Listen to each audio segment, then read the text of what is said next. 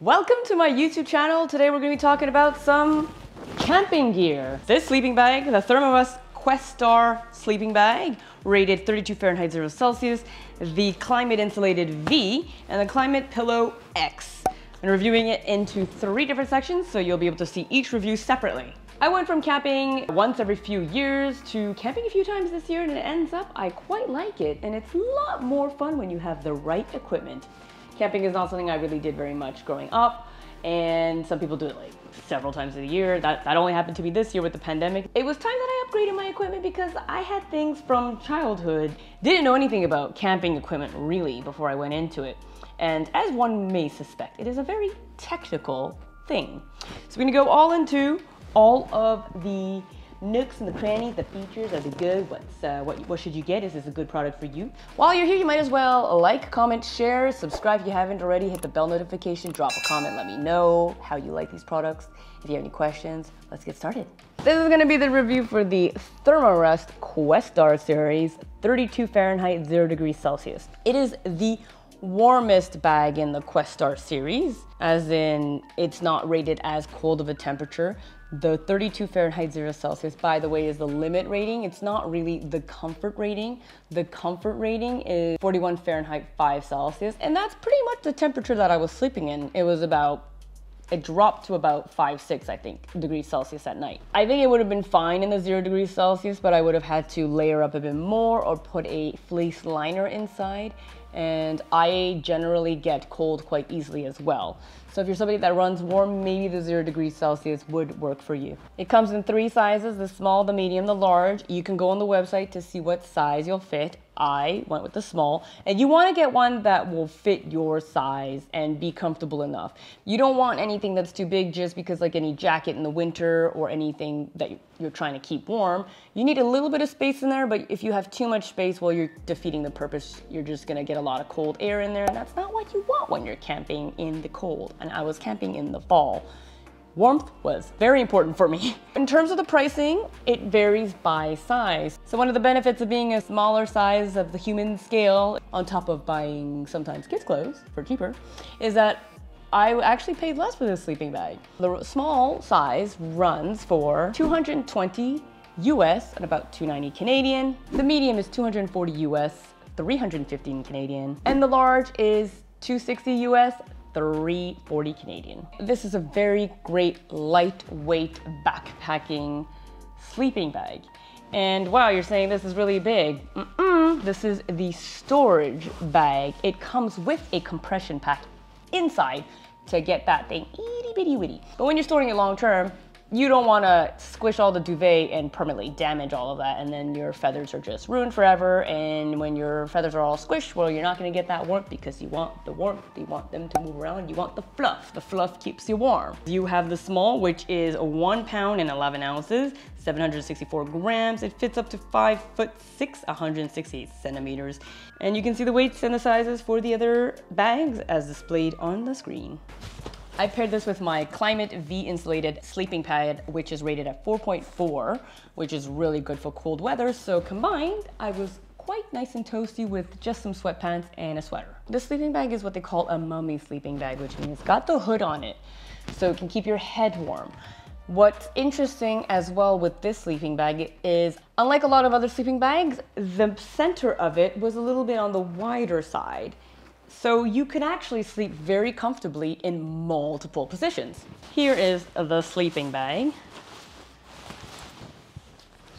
This is the compression bag. It came with some tags. This is to show RDS certified responsible down standard, ethically sourced. So what's interesting with the W.A.R.M fit, W.A.R.M, the acronym stands for with additional room for multiple positions. But I think W.A.R.M P just didn't quite have the same ring to it. So W.A.R.M positions, just shaped a little bit wider than a traditional mummy bag, which means that you could sleep in it super comfortably. You can curl into a little ball, sleep on your side, have one knee up, sleep just like a mummy. If you want to see in terms of movement, I could move sideways. I'm crossing my leg right now. I'm able to move very comfortably in this. I don't usually have issues sleeping too much, even in this camping situation, because my setup was really comfortable and really warm. I move a lot in my sleep. I've been known to kick or cuddle, and I have occasionally woken up 180 from where I started, just 180. My head is where my feet were when I went to bed. That has happened only a handful of times in my life, but it has happened. In my other sleeping bags, they were not mummy, but I would feel somewhat restricted. And I think when I'm just in a camping situation, I probably will not move that much anyway, because you don't have that much freedom. But before falling asleep and trying to find that position to go to bed, I did move around a lot, and I didn't purposely play with all these positions, but I'm fairly certain I did all of them. And I never felt restricted, like, oh, I can't quite get into that position, and like get upset and like, oh, I'm not comfortable. I felt really comfortable.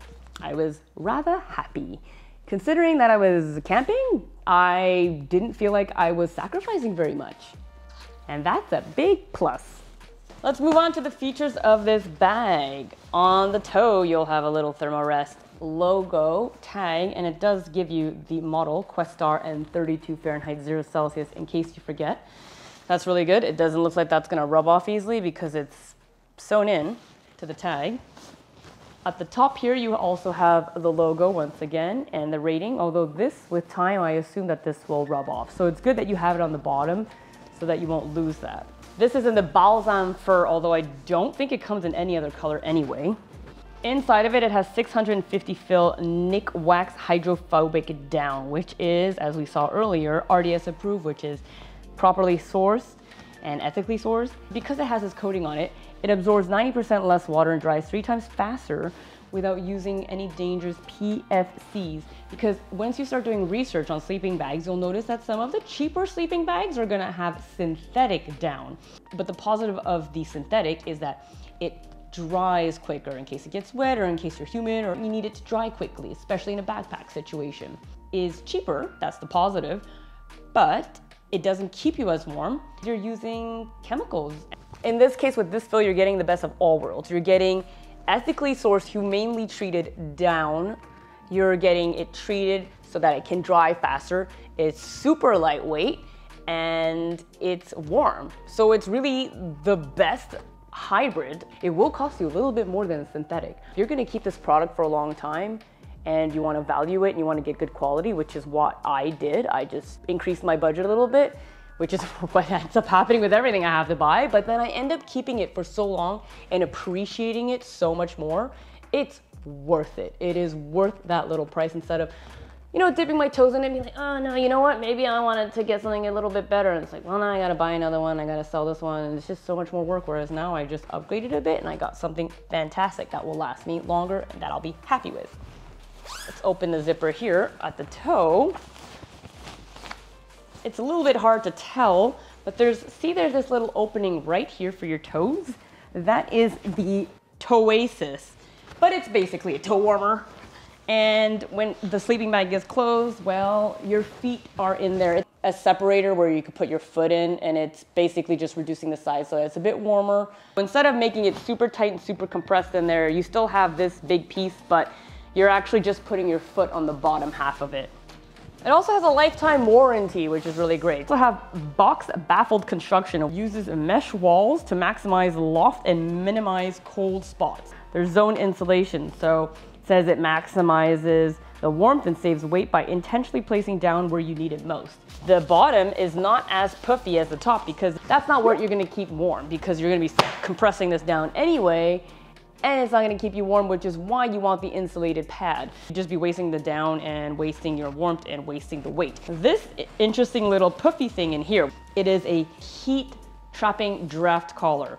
And this is supposed to just keep you a bit warmer because this is probably where your neck's gonna be, and it's just to keep some warmth where you need it. Also is around the hood and at the zipper. Basically anywhere where the air is susceptible to come in, they have now put that draft tube along those places in order to keep and trap the heat inside of your sleeping bag. So cutting the cold at its source. Prevention is the best medicine. Does that make sense? I don't know if that's a saying. So it has a full length non-snag zipper. There's a little button right here to close it up, but I never closed it up. I just left it like open. It only comes in the left zipper. Unlike other sleeping bags though, you cannot pull just your feet out. Sometimes they have just a zipper at the bottom that you could pull your feet out if you get hot. I can always just open this up, maybe stick my feet out like that. So that's always an option should I get too warm. Side pocket here, which is fantastic to, oh, I have earplugs in there, just to put in some things like a headlamp or your cell phone, maybe an eye mask, getting a good night's sleep. You could put a couple of things in there. The pocket is sizable. My hand, if I were to close it like this, like fit like twice. I had a Pixel 3 that fit in there, absolutely no issues. And headlamp as well fit in no issues, so I didn't have to fiddle around and find that in the middle of the night when I had to go out. Let's move over to the top, this cinchable hood. Here we go. Close this up like a mummy, like this. It's a little bit difficult sometimes to reopen this. I kind of had to play around with it to figure it out because it's kept in place with a little cord. To loosen it, you actually end up having to press here instead of just maneuvering here. I don't know if that's making sense. And now something that was really, really great with this sleeping bag, and this is the reason that I purchased this, had seen this feature on a couple of other sleeping bags though. They all have their own special names, so it's very hard to research. On the back, you will see these two things. They are not backpack straps, although you could maybe try that. They call this SynergyLink Connectors. And this actually is a slight elastic thing, which are removable with these little T sort of clasps that are made in plastic. They do this so that it's lightweight. You're not having some heavy, bulky buttons and snaps. You put it over your sleeping pad so that it keeps you locked into the sleeping bag so you don't accidentally roll off while sleeping with your entire sleeping bag. Because I am a very active sleeper, it did happen on the one night that I ended up waking up twice, where I had actually managed to somehow still roll off the pad right at the edge, and I woke up because of that. But then I just moved myself over and fell right back asleep. I don't even know what would happen without it, actually. I must have just been having a nightmare or thought I was running a marathon, which is ridiculous. I don't run marathons. Maybe that's why I was dreaming about it. I was running away from the marathon. I really like this. Not many sleeping bags have this, and if you don't like this feature, you can just remove it entirely. These pad loops allow you to attach your sleeping bag to your pad with these straps that you buy elsewhere. Now, the great thing with this system is the SynergyLink Connectors. It's a pad sleeve system that connects way more tighter and snugly onto your pad. So you have both options, but it comes with one already. There's also two loops at the bottom to hang it dry. Now to pack it into the little compression bag it comes with, you just end up stuffing it. Fold it in half, and then you just stuff it in here. This is what I love the most because my other sleeping bag was massive. It was 6 times the size of this. It didn't compress at all. And so as you're doing this, some of the air is coming out of the duvet. Cinch that here. We're gonna close that like that. You're gonna pop this onto the top like this. My strategy for doing this is I pull down with my hand and keep it there. And then we're gonna tighten each of these compression straps. I don't wanna weaken the seams more than they're going to be within the compressed state. So I assist it by pulling on it and then just going one at a time on the straps. And so you see that this can compress really small. That's why you don't want to have this stored like this long term, because you'll just end up ruining your sleeping bag. You can actually get it to compress a little bit better than what I just did. I did this so quick. But you get the idea. It compresses down to this tiny little size. Ideally, that's the bag compressed next to an Nalgene size bottle. That's, I believe, maybe 4 liters. When I was compressing it, I actually got it quite close to that, which is not what I have it at right now because I did this really quick on camera. So I would say it's pretty accurate. This is the best case scenario.